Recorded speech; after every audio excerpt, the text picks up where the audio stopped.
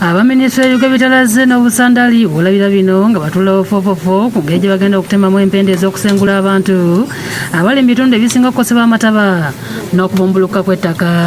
Okusinziira ku minisita omubeezi Esther Nyakun mu lukuŋŋaana lw'abannamawulire lwatuuziza ku Media Center mu Kampala, agamba nti akasatira akaliwo ak'okusengula abantu mu bitundu ebiramu okubumbulukuka kw'ettaka kiddiridde ab'ekitongole ekivunaanyizibwa ku mbeera y'obudde mu ggwanga ekya Uganda Meteorological Authority okukola okulabula ku nkuba egenda okutonnya enzibu. Kota bbiri ezisinga okubeera nga ezirina ebizibu, eno kota ya March ne kota ya September, era tuwandiise ebbaluwa tusiibirayo okubanga basobola tuwaayo ssente tubeere nga tuli prepared nga Ministry ya disaster, era tubeere n'ebintu ebyetaagibwa non-food items n'emmere okusobola okuyamba Bannayuganda babana babafunyemu obuzibu gino emyezi esatu.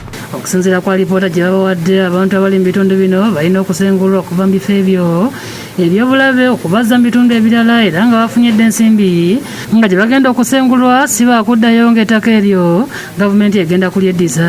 Tugenda kuggyayo abantu tubasetolinge, naye gy'ogenda okuva bwe tuba tukuggyeeyo ku lusozi eyo land ejja kubeera kati ya gavumenti. Tujja kuba tukoze exchange, tukuwe land eri wansi gy'oba oliba ne gy'obeera naye eri waggulu togenda kuddayo kubanga Ministry of Environment egenda kubanga egenda kusimbayo emiti tusobole okurecoveringa environmental issues. Ategeeza ng'enkola y'okusengula abantu bweyambye nnyo okukendeeza ku muwendo gw'abantu abafiira amataba n'okumubuluka kw'ettaka olwo kubaawo. Muyinza okulaba omwaka oguwedde abantu si bannyo abafa, especially in Elgon, kubanga twasookayo ogenda ku disseminating information okulaba nti abantu bavaayo nga bukyali. Kyokka agambye nti ssente ezibaweebwa ntono nnyo okusinziira ku mulimu omunene gwe baba balina okukola. Bwatunasaba gavumenti okwongera ku nsimbi ezo. Eno kota twasabyeyo biliyoni 2 okubanga zitutwala paka bwe tunasobolera okuyamba abantu.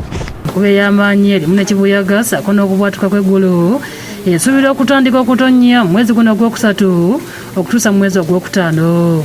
Ismail Nsubuga yakusakidde eggulu erino.